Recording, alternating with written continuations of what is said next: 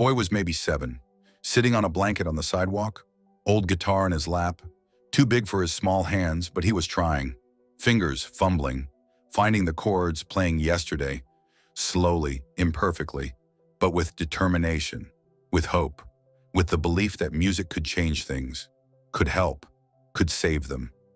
Beside him, an elderly woman, his grandmother, wrapped in layers of old coats, protecting him from the cold, from the world, from the cruelty of people who looked at homeless children and saw problems instead of people, nuisances instead of humans, mistakes instead of kids who'd been failed by every system that was supposed to protect them. Paul McCartney was walking past, heard it, his song, his melody, being played by a child on a street, homeless, cold, hungry, using music to survive, to hope, to believe things could get better. He stopped, not just to listen, but to understand, to see, to acknowledge that his music, his words, his melodies, had reached this child, this moment, this desperate attempt to find hope in darkness. What happened in the next 20 minutes would make an entire city cry. Not because it was sad, but because it was beautiful, because it was proof that compassion exists, that people care, that music connects us, that children matter, that homeless people aren't invisible, that one person stopping, one person caring, one person acting, can change everything, can save lives, can restore faith in humanity. This is that story. November 3rd, 1973, London, Camden Street, 4 p.m. It was getting dark, getting cold. The kind of November evening that makes you want to be inside. Warm, safe, home. But the boy and his grandmother didn't have inside, didn't have warm, didn't have home. They had a blanket, a few belongings, an old guitar, and each other. That was it. That was everything. The boy's name was Charlie, 7 years old, too young to be on streets, too young to know homelessness, too young to understand why they didn't have a home, why his mother wasn't there anymore, why his grandmother, 72, should be enjoying retirement instead of protecting a child on London streets, trying to keep him safe, keep him fed, keep him alive. His grandmother's name was Margaret. She'd raised Charlie since he was 3, since his mother, her daughter, had died. Overdose, addiction, the kind of tragedy that destroys families, that leaves children orphaned, that forces elderly women to choose between letting their grandchildren enter the system or taking them in. Margaret had taken him in, loved him, raised him, did everything she could. But 3 months ago, she'd lost her flat, rent increase, couldn't afford it, not on her pension, not with a child to feed. So they'd ended up here, on streets, homeless, invisible, one of thousands in London, one of thousands nobody saw, nobody helped, nobody cared about. Charlie had found the guitar in a bin. Someone had thrown it away. Broken string, cracked body, but it worked, made sound, made music. And Charlie had always loved music, always hummed Beatles songs, always asked Margaret to sing to him. Yesterday, Let It Be, Hey Jude, the songs that made him feel safe, that made him forget they were homeless, that made him believe things could get better. Margaret had taught him basic chords. She'd played guitar when she was young, before life got hard, before responsibilities took over, before she forgot she'd once been someone who made music, someone who dreamed, someone who believed in beauty. But teaching Charlie, watching him learn, watching him play, that brought it back, that reminded her, that gave her hope. So Charlie played, every day on their corner, not begging, not asking for money, just playing, because he loved it, because it made Margaret smile, because it made strangers stop sometimes, listen, drop coins, acknowledge them, remind them they were human, that they mattered, that they existed.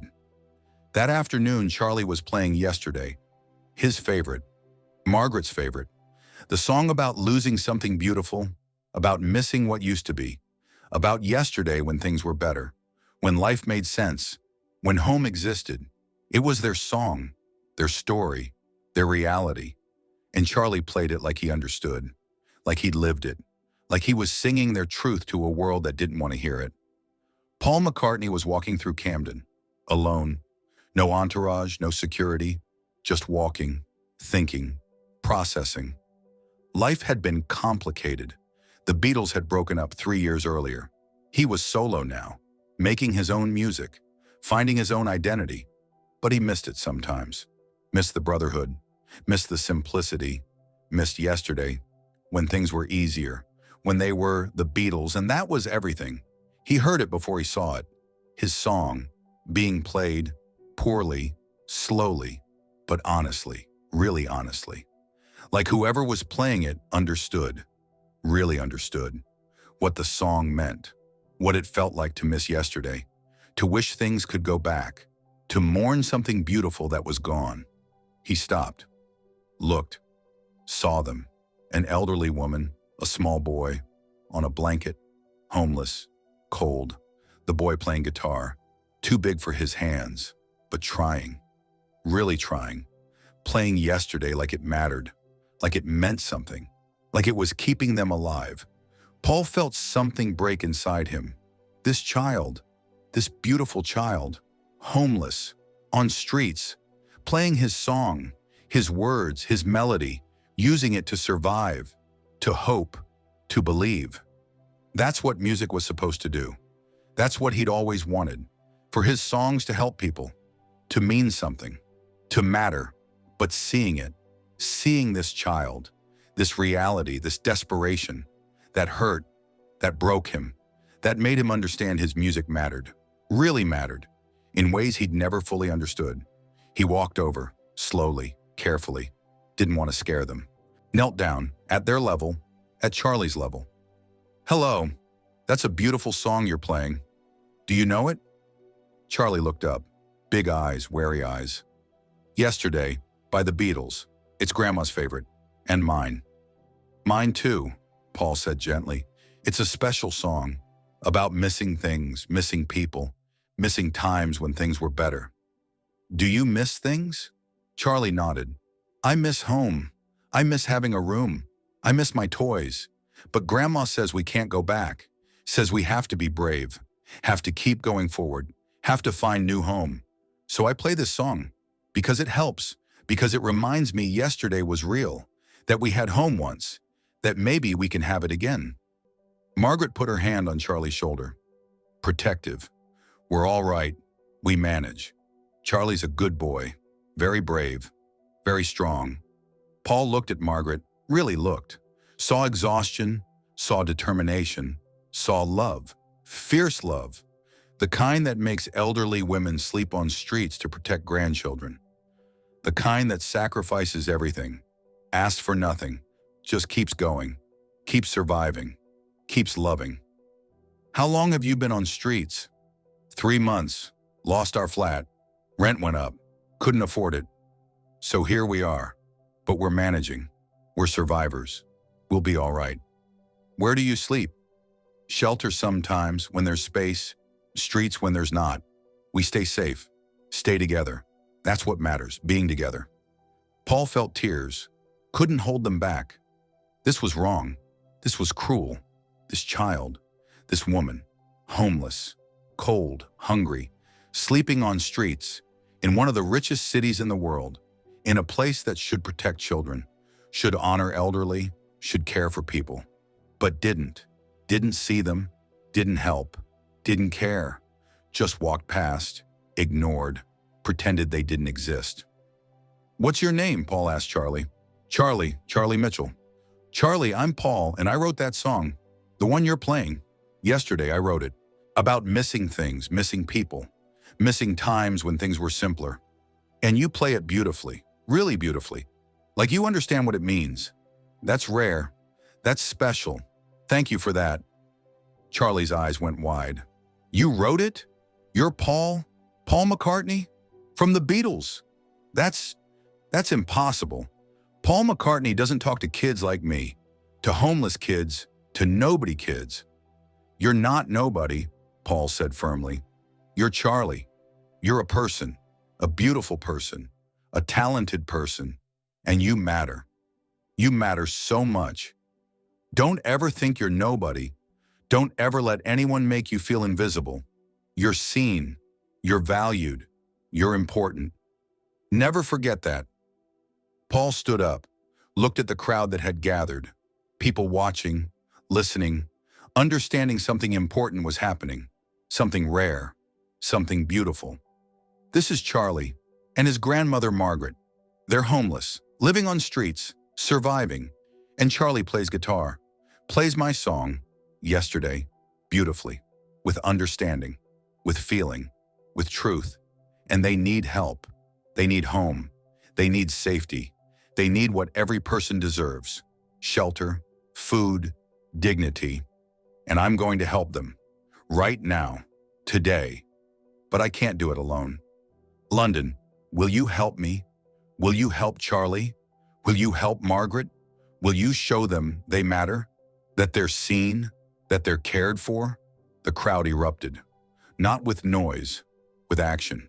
People pulling out money, wallets, checkbooks, business cards, offering help, real help, not pity, support. Housing agents offering flats, social workers offering services, musicians offering music lessons, teachers offering education, doctors offering care, an entire city responding, caring, acting, because Paul had stopped, had seen, had asked them to help, and they did. They helped. Within an hour, Charlie and Margaret had a flat, paid for.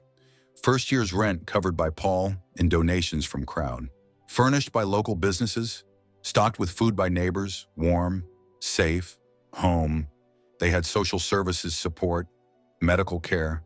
Charlie enrolled in school, music lessons arranged, guitar repaired. Everything they needed, everything they deserved, everything that had been denied them until one person stopped. One person saw, one person acted. Paul didn't leave, stayed with them, helped them move in, helped them settle, made sure they were really okay, really safe, really home. This is where you belong, he said. Not on streets, not cold, not invisible. Here, home, safe, warm, seen. You deserve this. You've always deserved this. I'm sorry it took so long. I'm sorry you had to suffer. But you're home now. You're safe now. You're not alone anymore. Margaret cried, couldn't stop crying. Not sad tears, relief tears, grateful tears, overwhelmed tears. Why? Why did you help us? You don't know us. We're nobody. Just homeless people. Just problems. Why did you care? Because Charlie was playing my song. Because music connected us. Because you're not nobody. You're people. You're family. You're my responsibility. Not legally, morally, humanly. When I see someone suffering, when I see a child on streets, when I see an elderly woman sleeping outside, that's my responsibility. To help, to act, to care. That's everyone's responsibility. That's what makes us human. That's what makes life meaningful. Not success, not fame, not money, caring, helping, making sure people like you and Charlie are safe, are home, are loved. That's everything. That's what matters. Years later in an interview, Paul talked about that day, about Charlie, about the song, about what it meant. I'd written yesterday about missing things, missing times when life was simpler, missing Paul and John's friendship before it got complicated. And there was Charlie, 7 years old, homeless, playing that song, living that song, missing home, missing yesterday, and it broke me. Made me realize my music wasn't just art, it was connection, it was hope, it was survival for people like Charlie. And I couldn't just walk past, couldn't just listen and move on. I had to act, had to help, had to make sure Charlie and Margaret were safe, were home, were okay, because that's what the song was about. That's what all my songs are about. Connection, love, caring for each other. And if I couldn't live that, couldn't embody that, then what was the point of the music? What was the point of the words? So I stopped, I helped. I made sure they were okay. And that moment, that action, that's what I'm most proud of. Not yesterday the song, but yesterday the day. When Charlie played my song, and I heard it, and I acted, and London helped, and Charlie got home. That's the music that matters. That's the art that lasts, not recordings, actions, not words, deeds. That's everything. Charlie kept playing guitar, got better, got lessons, got opportunities, eventually became a music teacher, teaching kids like him, kids who needed music, who needed hope, who needed to believe things could get better.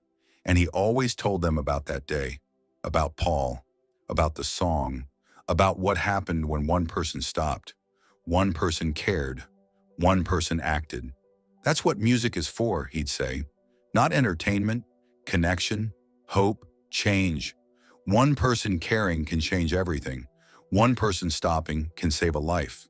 One person acting can give a homeless child a home. I know, because Paul did that for me. Because yesterday wasn't just a song, it was salvation. It was hope. It was home. November 3rd, 1973, a street boy played a Beatles song. Paul McCartney heard it, and what he did made a city cry. Not because it was sad, but because it was beautiful. Because one person stopped, saw, cared, acted, and an entire city followed, helped, made sure a child and his grandmother were safe, were home, were loved. That's the power of one person caring. That's the impact of stopping instead of walking past. That's what changes the world. Not grand gestures, simple actions, not speeches, deeds, not intentions. Follow through. That's everything.